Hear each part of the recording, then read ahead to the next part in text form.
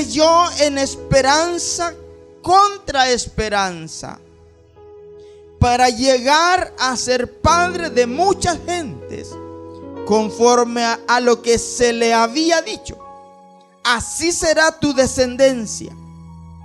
Y no se debilitó en la fe al considerar su cuerpo, que estaba ya como muerto, siendo casi de 100 años, o la esterilidad de la matriz de Sara.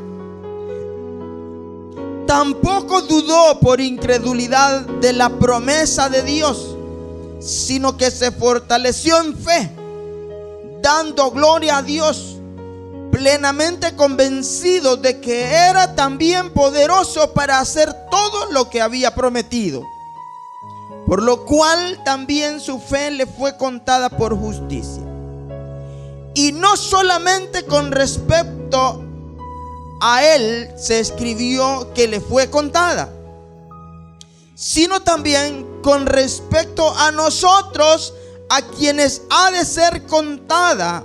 Esto es, a los que creemos en el que levantó de los muertos a Jesús, Señor nuestro, el cual fue entregado por nuestras transgresiones y resucitado para nuestra justificación. Padre, te damos gracias por tu palabra, Señor.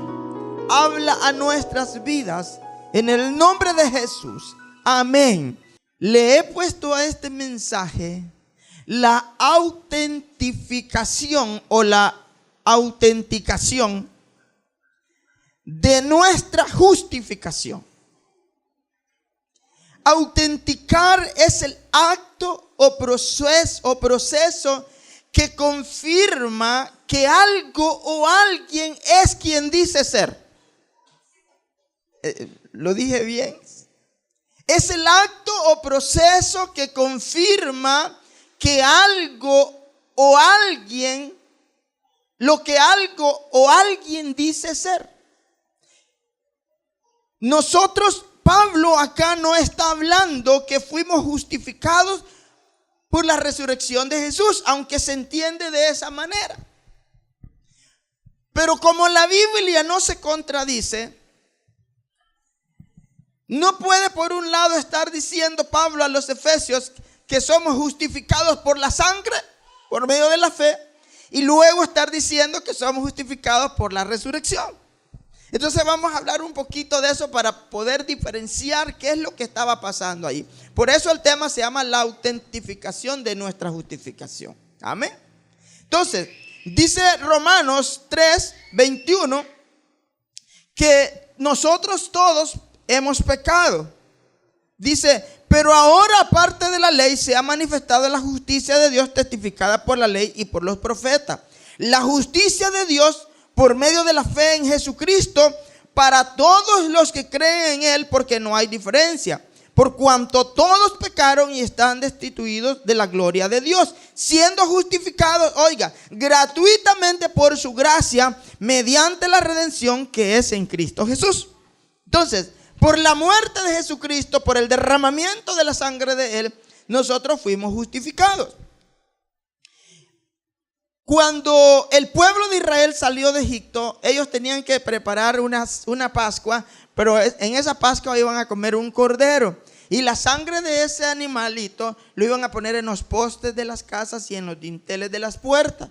Eso lo que iba a hacer es protegerlos a ellos, y ellos lo hacían por la fe en que Moisés les estaba dando instrucciones que venían del cielo, y eso los libraba de la muerte a ellos, la sangre. Entonces en Cristo estamos nosotros como que se está cumpliendo esa figura. Ahora, pero ¿por qué necesitábamos nosotros ser justificados? Y eso es lo que muchas veces la gente no entiende. Dice, pero si yo no peco, o sea, yo no le hago daño a nadie, entonces la gente se considera santa y no necesita de nadie para irse al cielo. A lo sumo un par de rezos. Aleluya. A lo sumo que le recen 49 días y luego 40 días y luego un año y ya se acabó, y él es está en el cielo, sentado a la diestra del Padre. Aleluya. Qué fácil suena eso, hermano. Jesucristo vino a hacer un sacrificio para que nosotros pudiéramos tener acceso al Padre.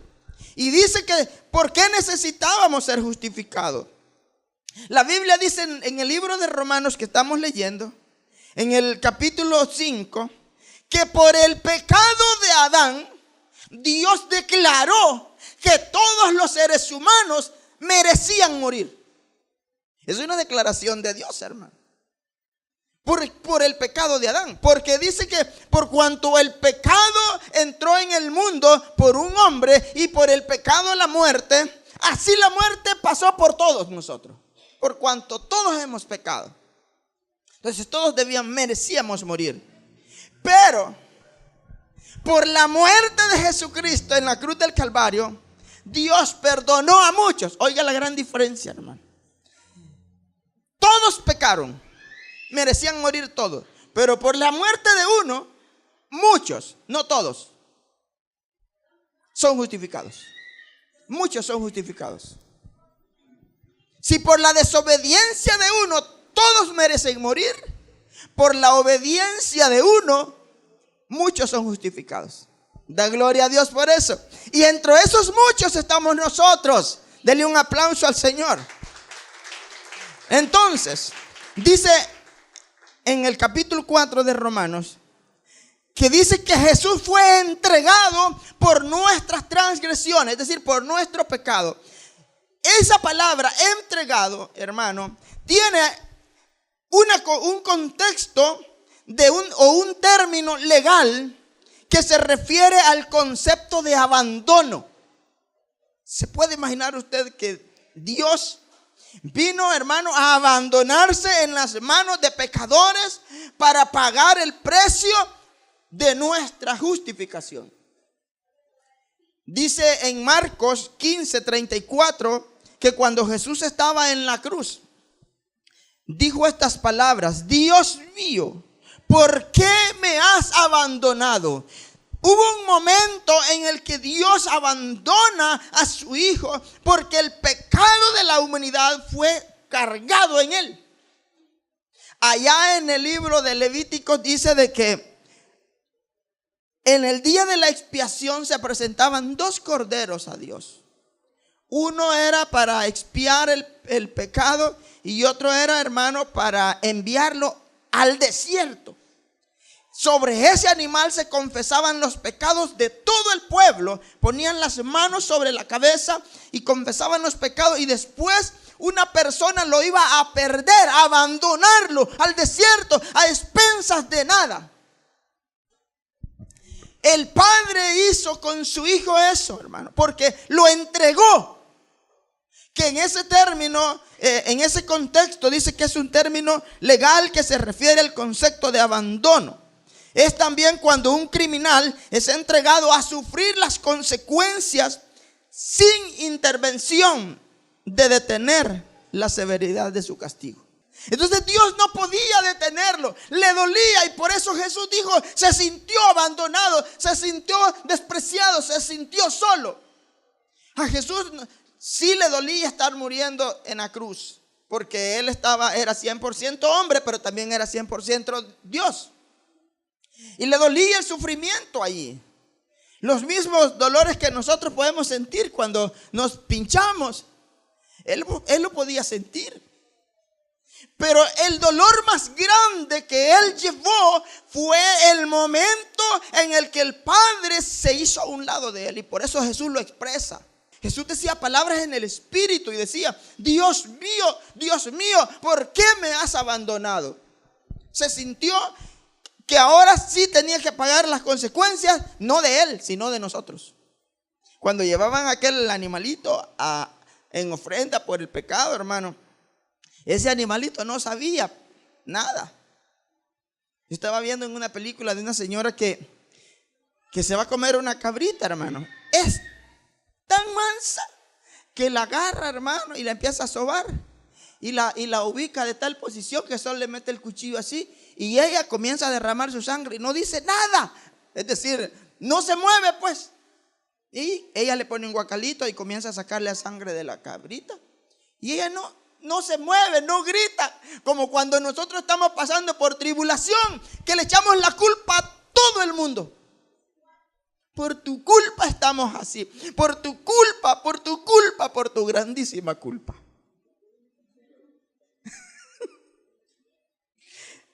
Esa cabrita no dijo nada, fíjese, hermano, porque había llegado un visitante y tenían que darle de comer. No se le quedó viendo, por tu culpa me van a matar. Igual Jesús no dijo nada, hermano. Allí fue y derramó hasta la última gota de su sangre. Entonces, el abandono de Dios es terrible. Dice en Romanos 1, hermano, mire lo que pasó aquí en Romanos 1, capítulo 1 y versículo 24 y hasta el 28. Pero vamos nomás a tomar algunos conceptos. Por lo cual dice que cuando los hombres cambiaron, hermano, la gloria de Dios y se hicieron toda clase de ídolos, dice que Dios también los entregó, es decir, los abandonó a la inmundicia en las concupiscencias de sus corazones, de modo que deshonraron entre sí sus propios cuerpos. Y dice que cambiaron la verdad de Dios por la mentira. En el 26, por esto Dios los entregó a pasiones vergonzosas. Oiga. Y en el 28, y como ellos no aprobaron tener en cuenta a Dios, Dios los entregó a una mente reprobada para hacer cosas que no convienen. Hagan lo que quieran, no me interesa lo que les venga a pasar. Entonces, hermano, cuando Él entregó a Jesús en el sacrificio, hermano, fue como decir, Él tiene que ser justiciado, tiene que haber un juicio para que ellos se salven. Y después, hermano, dice que Dios a estas personas las entregó por su maldad, pero a Jesús no lo entregó por la maldad de Él, lo entregó por la maldad de nosotros. ¿Dice amén usted?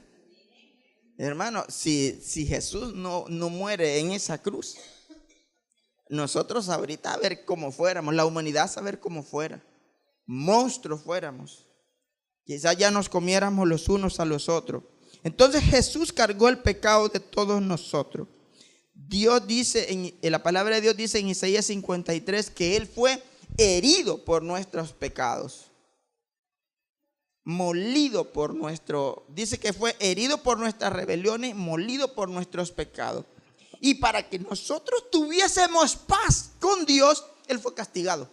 Entonces, Jesús vino a sufrir el castigo de nosotros, de una ley que nosotros habíamos violado. Él vino a sufrir, a pagar ese precio. Murió por nuestras transgresiones. Cuando dice murió por, ese por, hermano, en el griego significa debido a causa de. Es decir, Jesús murió por nuestros pecados. Es decir, nuestros pecados mataron a Jesús. Por eso Pedro en el libro de los Hechos, cuando predica su primer mensaje, dice: y vosotros judíos israelitas, vosotros que matasteis a Jesús. Ellos no lo habían matado, hermano,